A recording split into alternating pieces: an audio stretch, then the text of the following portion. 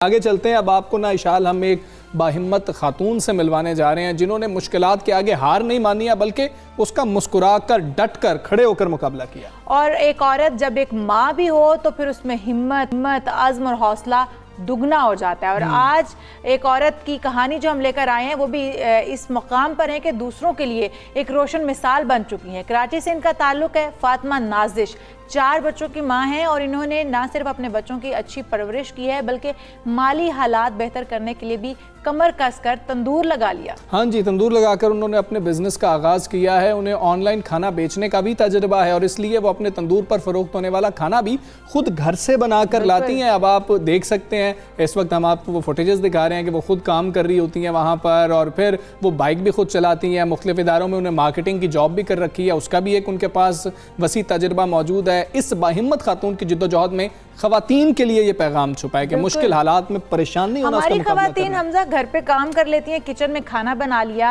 बर्तन धो लिए तो उसी से थक जाती हैं। बच्चों की अच्छी परवरिश करना ये तो एक हर माँ की जिम्मेदारी है, लेकिन बाहर निकल कर उसके लिए कमाना और इन मुश्किल हालात में जहाँ पर औरत के लिए बाहर निकल के काम करना इंतहाई मुश्किल है और फिर उन मुश्किल हालात को फेस करते हुए अपने बच्चों को पालना, उनकी परवरिश करना, ये इस खातून से सीखना चाहिए। बिल्कुल इनसे सीखना चाहिए। और मैंने तो इशाल ये देखा है कि हमारी खवातीन को जब भी हमें उनकी ज़रूरत पड़ी है, मर्द हज़रात को या कौम को ज़रूरत पड़ी है, तो खवातीन मर्दों के शाना बशाना होकर चली हैं। फातिमा नाजिश जो हैं वो हमारे साथ मौजूद। फातिमा नाजिश साहिबा, अस्सलाम वालेकुम, गुड मॉर्निंग।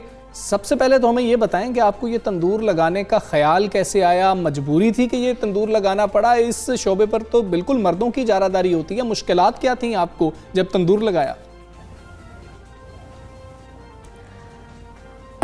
मुश्किलात ये थे कि ज़ाहिर है मेरे साथ, आपने को पता है जैसे कि मेरे साथ 4 बच्चे थे, तो मुझे कुछ भी इतना छोटा सा, पहले मैं जॉब करती थी, ठीक है, मुझे अपना छोटा सा एक बिजनेस स्टार्ट करना था।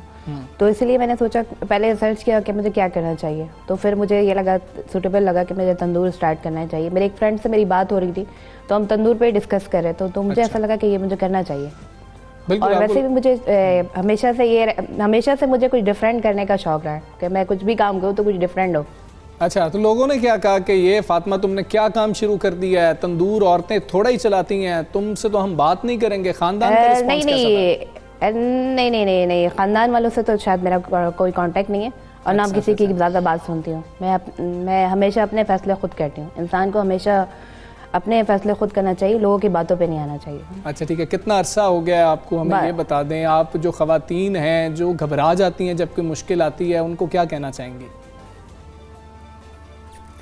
मुझे अभी ज़्यादा टाइम तो नहीं हुआ, 1 मंथ हो रहा है अभी मुझे अपने काम को स्टार्ट करते हुए। और उन खवातीन को जो वो घबरा जाती हैं, खवातीन बहुत, उनको मैं यही मैसेज देना चाहूँगी, आप घबराएं नहीं। और माशाल्लाह और हमें अल्लाह ताला ने ऐसी हिम्मत दी है कि औरतें हमें जो भी चाहे औरत कर सकती है। अच्छा, इसमें फातिमा समाजी रवैयों का बड़ा हाथ होता है। वो आपको सपोर्ट भी कर रहे होते हैं, आपको निगलेक्ट भी कर रहे होते हैं कि जी आप ये नहीं कर सकते, ये लड़कियों के करने का काम है, ये तंदूर चलाना, बाइक चलाना, इस तरह के काम। तो क्या इस तरह के रवैयों का सामना करना पड़ा?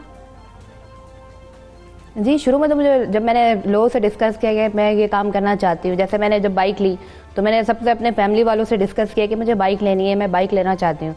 तो मुझे पहले सबने मना किया। बहुत सारे मुझे रोज़ आना बैठा के मुझे एक्सीडेंट के खबर सुनाते थे कि आज ये एक्सीडेंट हुआ। मुझे बहुत डराने की कोशिश की गई तो मैं डरी नहीं। अच्छा, आप डरी नहीं, इसीलिए फिर ऐसे मैंने एक दो लोगों से चलानी पड़ जाए, मैं भी एक लड़की हूँ, मुझे अगर बाइक चलानी पड़ जाए तो मैं यही सोचती रहूंगी कि ये 2 पहियों पे चल कैसे पाएगी। मतलब मैं नहीं चला सकती। तो फातिमा इसीलिए तो कुछ डिफरेंट करना चाह रही थी ना। अच्छा फातिमा, आप बताएं कि आपको देख के जो है, आपसे बात करके हमें ये तो मालूम हो गया, आप सिर्फ ये देखती हैं कि मुझे किस चीज़ से सेटिस्फेक्शन हो रही है, इत्मीनान पहुँच रहा है, सेटिस्फाइड है कि आपने ये काम शुरू किया। अब रिस्पॉन्स कैसा है? रिस्पॉन्स बहुत अच्छा है माशाल्लाह से। अच्छा, वैसे आप सेटिस्फाइड हैं, इत्मीनान है आपको कि मैंने ठीक काम शुरू किया? जी बिल्कुल। अच्छा फातिमा, तंदूर पे आप खुद बैठती हैं उस बिजनेस को चलाने के लिए? जी, सब चीज़ मैं खुद बैठती हूँ। अच्छा, आप घर से भी बना के लेके जाती हैं, फिर क्या डिलीवरी भी खुद आप कर रही होती हैं या नीचे आपने कुछ लोग रखे हैं जो डिलीवर करने जा रहे होते हैं? ये भी हमें थोड़ा सा बताएं, आपका बिजनेस मॉडल क्या है? उसके लिए मैंने वर्कर हैं मेरे और वो सारे काम करते हैं। बाकी की जो चीज़ें होती हैं वो मैं खुद मैनेज करती हूँ। अच्छा, तो बच्चों के लिए वक्त निकाल पाती हैं, क्योंकि बच्चों की परवरिश करना भी जो है बहुत अहम चीज़ थी और उसी के लिए आप मेहनत भी कर रही हैं, तो कैसे वक्त निकालती हैं, मैनेज कैसे करती हैं अपनी रूटीन को? बस इन्हीं काम के दौरान उनको भी मैनेज करना होता है, अच्छा, उसी के दौरान आप उनको भी सारे मैनेज। काम के दौरान है। अच्छा, ठीक है फातिमा, आप एक हिम्मत के मिसाल हैं और बाकी जो ख़वातीन हैं उनको भी आपसे सीखना चाहिए कि मुश्किल हालात में जो है ना घबरा नहीं जाना चाहिए। आप हमारे प्रोग्राम का हिस्सा बनी फातिमा, बहुत शुक्रिया आपका। इसी तरह की एक स्टोरी भी हम शेयर करने जा रहे हैं कि मुल्तान में जरी का काम सकाफत का हिस्सा बन चुका है। सदियों से जारी इस फन को आज भी मुल्तानी हुनरमंद जिंदा रखे हुए हैं। हाँ जी, उरूसी और ख़वातीन के जो दीगर मलबूसात हैं उनमें कढ़ाई का काम कैसे किया जाता है, इसके ऊपर ज़हीर अब्बास हमारे नुमाइंदे हैं, उन्होंने खुसूसी रिपोर्ट तैयार की है, वो आपको दिखाते हैं। सुई की मदद से मोती और सितारे लगाते ये हैं मुल्तानी जरदोज, जो ख़वातीन के मलबूसात पर दीदा ज़ेब कढ़ाई करने में मगन हैं। सदियों पुराना जरी का काम आज भी बेहद मकबूल है। कपड़े से लेके रेशम तक, कोरा, दबका, नक्शी, जो भी चीज़ है टोटल हाथ से होती है और इंतहाई मुश्किल काम है। अगर हम इसको सीखने में भी तकरीबन 8 से 10 साल लगते हैं। सिलमे सितारे का ये काम आसान नहीं। पहले कपड़ा लिया, फिर डिजाइन फाइनल करके फ्रेम पर लगाया, बाद में छुपाई करके रेशम का काम मुकम्मल किया, उसके बाद हाथों से कढ़ाई शुरू कर दी। ये बहुत बारीकी का काम है और इस काम में नई नस्ल नहीं आ रही, उनको आना चाहिए। बहुत अच्छा काम है। हम एक अड्डे पे बैठते हैं, तकरीबन 5-6 दिन में उतार लेते हैं इसको। कारीगरों के मुताबिक एक अरूसी लिबास की तैयारी में 15 से 20 दिन लगते हैं। ये कारीगर कहते हैं कि मशीनी दौर में भी हाथ से कढ़ाई का काम अपनी अहमियत बरकरार रखे हुए है।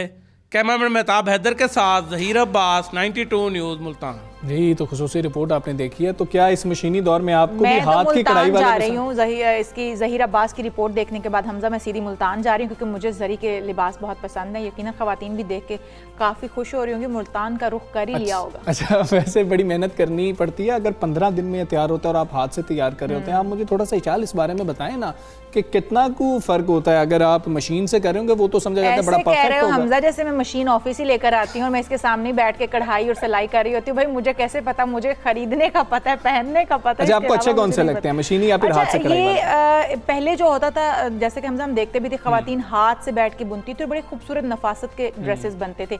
अगर हम अपनी माओ नानियों को देखें ना, तो वो ऐसी ड्रेसेस बनाती थी, लेकिन अब उसका रुझान बहुत कम हो गया है। अब इस तरह के ड्रेसेस हाथ से बनाने का काम चला गया। मशीनी दौर है, मशीन से काम बनते हैं। शादियों पे पहले माएँ बैठ जाती थी और जरी के दुपट्टे और उनके ऊपर काम बनाया जाता था। बेटियों के जहेज बरी के लिए स्पेशल किस्म के ड्रेसेस तैयार किए जाते थे। लेकिन आप पैसा लगाएं और खरीद लें। हाँ बिल्कुल ठीक है, अब दोनों ऑप्शंस मौजूद है, लेकिन जो जरी का काम है, जो हाथ से कढ़ाई है, वो आज भी खवातीन बहुत पसंद करती हैं। नफासत के ड्रेसेस बनते थे।